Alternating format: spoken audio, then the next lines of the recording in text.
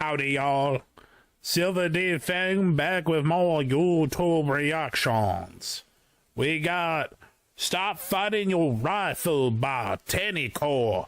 So, a VTuber friend of mine, Gurr, he actually does competition shooting. And I know he's been into it for a while. And he knows I react to Kentucky Ballistics. And he's like, that's weak sauce for the gun community. So he sent me a video by Tenicor, a actual national, well, no, grandmaster in shooting. Enjoy.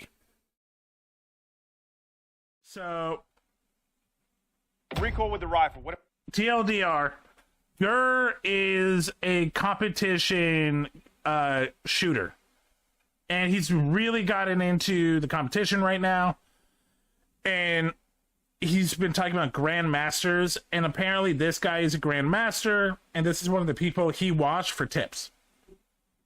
So, fighting your rifle, do this instead. Tenicor, the world of professional shooting. What am I trying to accomplish? I'm trying to accomplish a dot that lifts and comes back to what it was looking at, a recoil pattern that is consistent and predictable in its nature, and a durability and repeatability factor that I know how I'm doing this and I can recreate it. Again, this isn't hunting. This is a marksman. This is someone that is treating this like the Olympic sport. And it maintains during an aggressive string of fire. And you can kind of tell, yeah, USPSA Grandmaster Mark Smith. When I think about all the things required to shoot the rifle, I think connection to the rifle is valued above most things. If the gun is connected to me consistently the same way every time, I will get very consistent patterns of behavior and predictable patterns of behavior from the gun in recoil. So I want that. I want to know what the gun is going to do, not watch what it does necessarily. The way that is something I've heard from like swordsmen and stuff like that, is you want your weapon to be a part of your body. You don't want it to feel like an object. You want to feel like an extension. I like to think about this, man. We've all had pistols before. We've all been told. Yes, we've all had pistols. You shouldn't hold the pistol at the very bottom. And the reason is because the reciprocating mass of the weapon system is up high. I don't want to give that leverage over me and cause me to work harder than I have to. So I'm going to get my hand up higher on the back strap so that I can more easily make the gun do what I want it to do. I think that if you believe that and you think that that makes sense, but you are shooting a rifle like this, I think that's kind of all goofed up, right? So yeah, that looks uncomfortable. It also looks like your shoulder blade is about to get fucked up. Reciprocating mass of the rifle lives up here and it rides through the buffer tube. So what you're doing when the buttstock's up off your shoulder like this is you're giving the gun leverage over you, and it's going to do more than it has to do. So one of the first things and the first cues that I give dudes is I'm always striving to have the top of the buttstock at or below shoulder level. As opposed to something like this, I want to get it down something like this. That makes more sense. For most shooters that don't really have a tremendous amount of experience with the rifle is they drop the buttstock down and they hear all this noise about how your head needs to still be straight up, looking out the center of your eyeballs and all this and that and the other. And so we kind of have a problem here, right? So they're like, I don't know what, you know, I'm not taking my... What he does is how it goes. That right, boy. He sounds like, he sounds like just a good old boy, but like, dude is saying like, some like, as someone who's played sports, dude is Coach Lingoing it up. Head down here, right? Now, my head will certainly meet the gun at a certain point, but this I moved my head down like him, just like, like I have the gun, like I am really listening. He's like, Watch this magic trick. Holy crap, right? You're a wizard, Harry. So I can stand like this and not move my head at all and just get the gun up to my eyeball without dropping down into the stock. Don't move the head, move your arms. Makes sense. Hand placements and pressures. The vast majority of the pressure that you're putting into the buttstock, into your shoulder, should come from the support hand. And the reason is, I think anytime we get an off axis, and Mass, do you shoot guns?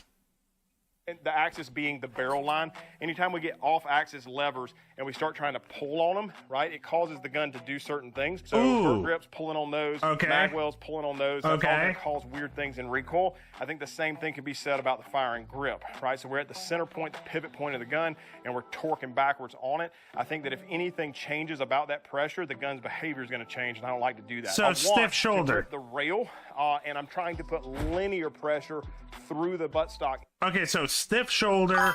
Do not It has to be on a complete 90 angle.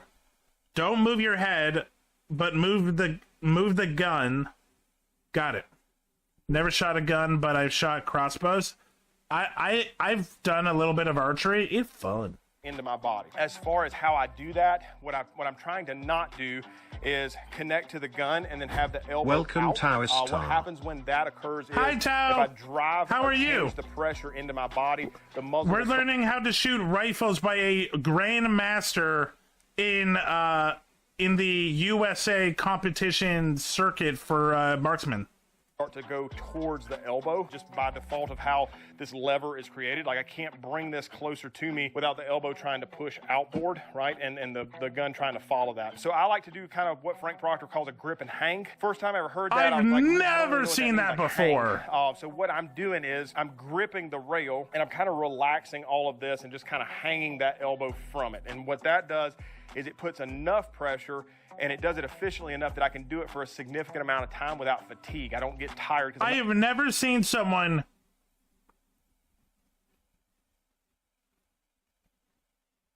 Okay, it's not going to show. Am pulling back into my body at some level of force, but it is nowhere near what I would call as hard as I can. It's just to hold the gun stable so that the buttstock is not moving in my shoulder.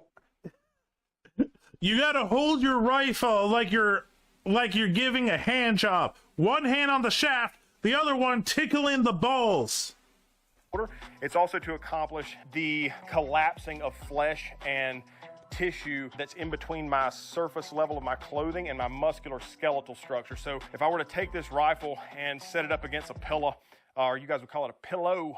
A pillow. And I put that pillow up against a tree and I fire the gun's going to soak into that and do like just a lot of unpredictable stuff, right? The only way that I can make the gun a little bit predictable and make it not as wild in nature is to collapse through that pillow and find the tree, right? And so what I'm trying to do is suck that pillow up and get connected to something that's more solid. I want to smooshy my pillow.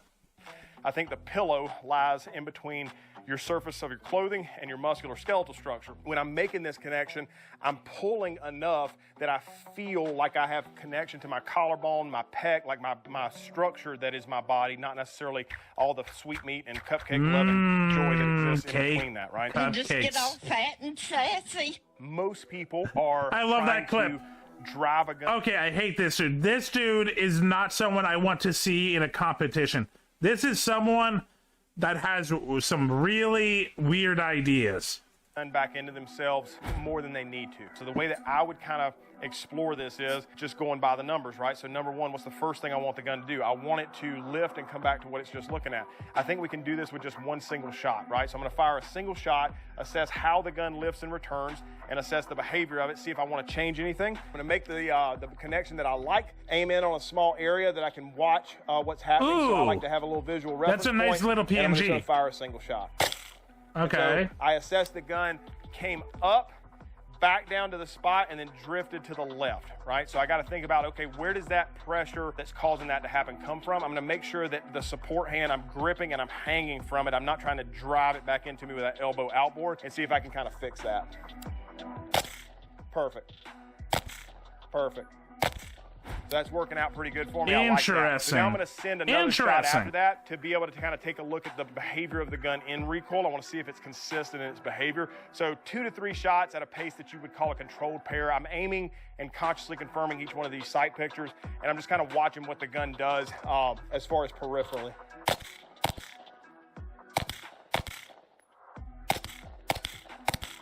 And so that looks pretty good. It's coming up to about a 1 o'clock, and it's just kind of dropping back in. If your gun's not making direct lines, I don't think it's a bad thing. I think it's fine. Now, what I need to do is see if the connection that I'm making to the gun will maintain during an aggressive string of fire. 3 to 6 rounds as fast as you wish you could shoot. I'm not necessarily looking at where the bullets go.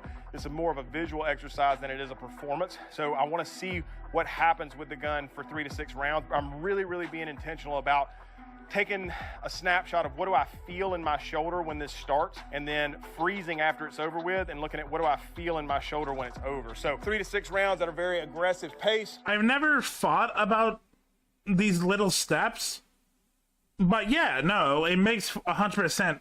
If you're looking for accuracy, you know that your gun is going to shift because of the pressure. Thinking of the science of kind of physics, you can't you're kind of like he's doing this very southerny and like gun-like, but like it's physics. He's talking about physics. What do I feel? That feels pretty good. What do I feel? That feels pretty good. And so I like that. I think that's good to go. As far as from the hips up, that's how I would start the process of trying to explore recoil and what you want to do with the rifle. A thing that's going to become very important with the rifle is from the waist down. With a pistol, I don't find stance to be extremely beneficial or detrimental as far as the shooting goes. Now, certainly with the movement, it becomes a dramatic thing that we need to attack. But with the rifle, it can certainly cause some grief. If you're getting a lot of lateral movement, so the gun is, when it fires, it's jumping hard to your dominant side, right? So typically, right-handed shooter is going to see some right-hand trend, left-handed shooter, vice versa, right?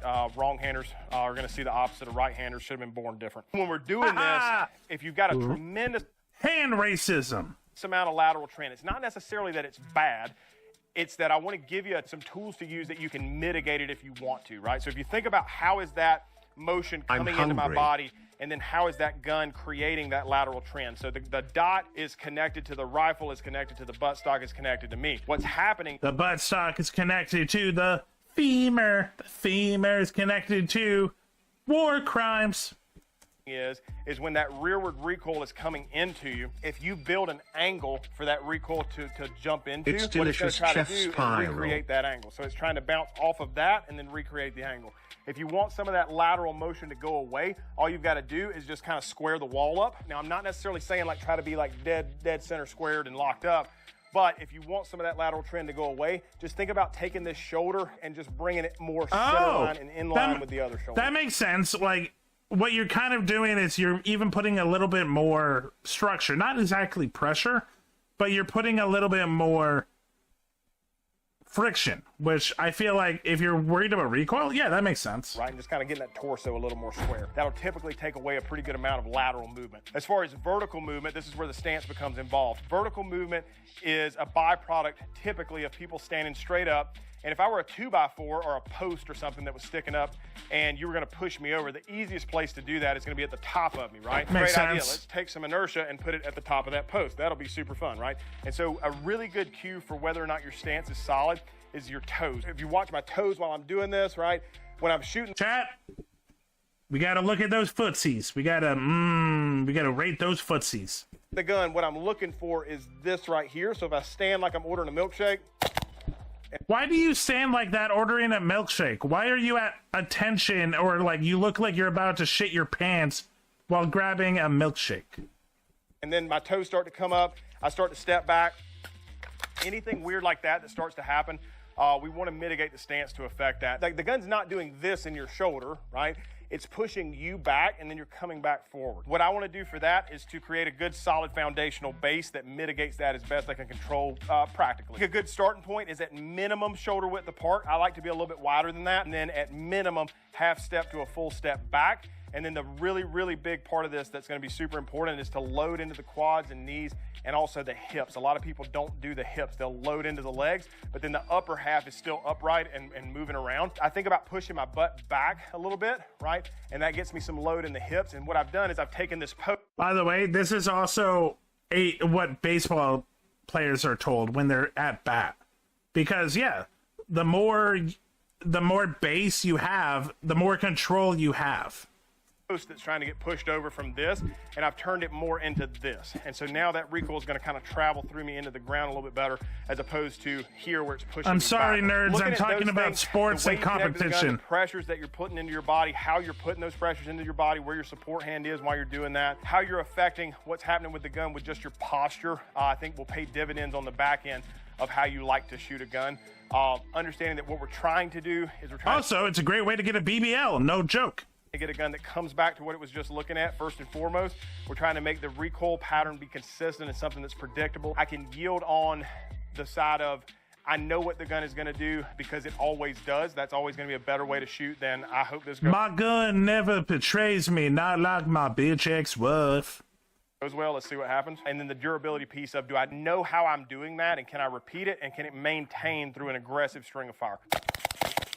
Once I can accomplish those things, I think you'll find that recoil with a rifle is not as challenging as you might have thought. Thank you, Tenicor. Now we all know a little bit about how to shoot a gun in competition. Yay! Yay! Competition! Only competition!